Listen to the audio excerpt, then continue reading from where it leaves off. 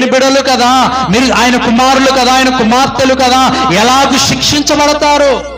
మీ మనసు త్రిప్పుకోండి, మీ ఆలోచనలు మార్చుకోండి, మీ తలంపులు మార్చుకోండి, మీ పాపములను విడిచిపెట్టండి, మీ అతిక్రమములను విడిచిపెట్టండి. దేవుని వైపుకి తిరిగి మీ పాపములను విడిచిపెట్టినప్పుడు ఆయన మిమ్మలను, ఇదిగో మీ పాపములను క్షమించి మిమ్మలను మరలా ఇదిగో ఆయన కుమార్తెలుగా ఒక గొప్ప అధికారము దేవుడు మనకి ఇవ్వబోతున్నాడు. ఈ మధ్యాహ్న సమయంలో నువ్వు ఏ పరిస్థితులు నీవు ఉంటే, నువ్వు మరణము పొందటము దేవునికి ఇష్టము కాదు, నువ్వు కృంగిపోవటము దేవునికి ఇష్టము కాదు, నువ్వు నలిగిపోవటము దేవునికి ఇష్టము కాదు, నువ్వు విడిచిపెట్టబడటము దేవునికి ఇష్టము కాదు, నీవు బలహీనుడు అయిపోయి ఇదిగో దేవుణ్ణి లేనివాడిగా జీవించడం దేవునికి ఇష్టము కాదు.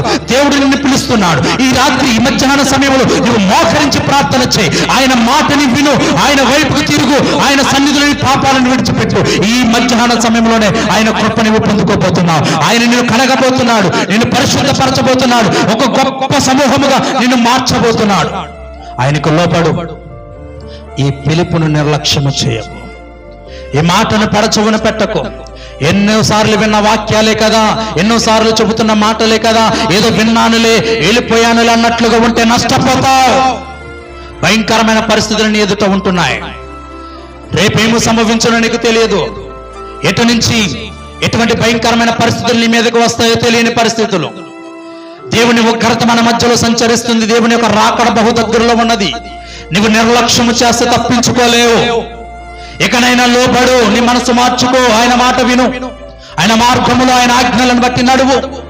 నిన్ను ఆయన రాజ్యములోనికి ప్రవేశించడానికి అర్హత నీకు ఇస్తాడు. ఇక్కడ నువ్వు నష్టపోవు. ఇక్కడ జీవించినంత వరకు ఆయన కుమారులుగానే జీవిస్తావు. ఇక్కడ నీ సమయం అయిపోయినా నీ కొరకు ఒక రాజ్యాన్ని సిద్ధపరిచాడు. ఆ రాజ్యములో నీవు ప్రవేశిస్తావు. యుగ యుగములో ఆయనతో పాటు నువ్వు నివాసము చేయటానికి అవకాశం ఉంటుంది.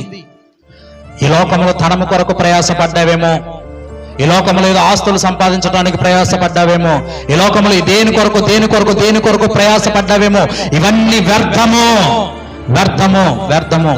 ఏది నీతో రాదు. నువ్వు సంపాదించిన ధనము కాదు, నువ్వు సంపాదించిన స్థలాలు కాదు, నువ్వు సంపాదించిన ఏది నీతో రాదు. నీతో వచ్చేది నీ క్రియ. ఎవరి క్రియల ఫలం వారికి నేను ఇస్తానంటున్నాడు. నీ క్రియల ఫలము నీవు పొందుకోవాలి అనంటే నీవు ఈ లోకంలో జీవించినంత వరకు ఆయన కొరకు జీవించు.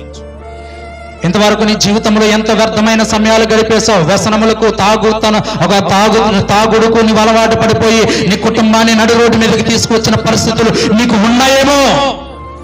ఇప్పుడు తిరుగు ఆయన వైపు. నిన్ను కట్టబోతున్నాడు, నిన్ను మార్చబోతున్నాడు. నీ వ్యసనములలో నుంచి, నీ బలహీనతలో నుంచి, నీ అవమానాల్లో నుంచి, నీ నిందలలో నుంచి నిన్ను ఎంతో మంది దూషించొచ్చు, ఎంతో మంది అవమానించొచ్చు, ఎంతో మంది నీచముగా చూచుండొచ్చు. ఇదిగో నా దేవుడు నీకు పేరునివ్వబోతున్నాడు.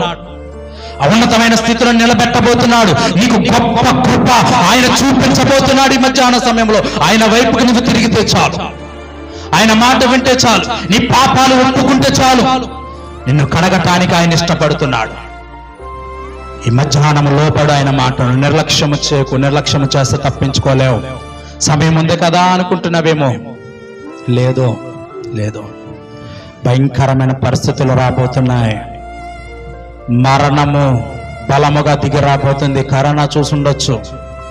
కరోనాలో చనిపోయిన వారు 1% ఉండొచ్చు. రాబోతుంది దేవుని ఉగ్రత, భయంకరమైన ఉగ్రత రాబోతుంది. ఇక ఎక్కడ ఎంత రోదన వినబడుతుందో తెలియని పరిస్థితుల్లో నెమ్మది ఉండదు, సమాధానం ఉండదు. కుటుంబాల్లో నాన్న వారితో సంబంధాలు ఉండవు. భయము కలగబోతుంది. ఇంకా రానున్న దినాలు చూస్తుంటే దేవుని మాటలు నిర్లక్ష్యం చేయొద్దు తల్లి. సమయం ఉంది అని నీవు అనుకుంటున్నావు. సమయం లేదు. ఇదే మిక్కిలి అనుకూల సమయము, ఇదే రక్షణ దినము, ఇదే పిలుస్తున్న పిలుపు. నువ్వు లోబడి ఆయన వైపుకు నువ్వు ఈ రోజు తిరిగినట్లయితే నీవు బ్రతికినంత వరకు కూడా కృపాక్షేమములు నీ వెంట వస్తాయి. గట్టిగా చప్పట్లు కొట్టి దేవుని పంచుకుందాం. దేవునికి స్తోత్రం. గాఢాంధకారపు లోయలలో నువ్వు సంచరించిన ఏ అపాయము నిన్ను సమీపించదు. కారణం ఏమిటో తెలుసా? ఆయన దూతలు నీకు తోడుగా ఉంటాయి. ఆయనే నిన్ను నడిపిస్తాడు, ఆయనే నిన్ను పట్టుకుంటాడు, ఆయనే నీ పక్షాన ఉండి నీ అవసరతలన్నిటిని తీర్చగలిగిన వాడు ఆయన. నువ్వు కృంగిపోవలసిన అవసరంలా, భయపడవలసిన అవసరాలు ఎన్ని పరిస్థితుల్లో నీవున్నా ఈ రోజు ఆయన వైపుకు తిరుగు. ఈ రోజు ఆయన మాట విను. ఈ రోజు ఆయన చెప్పినట్లుగా నడవటానికి ఇష్టపడు. నీ జీవితాన్ని నా దేవుడు మార్చబోతున్నాడు. అందరూ కూడా మోకరిద్దాం.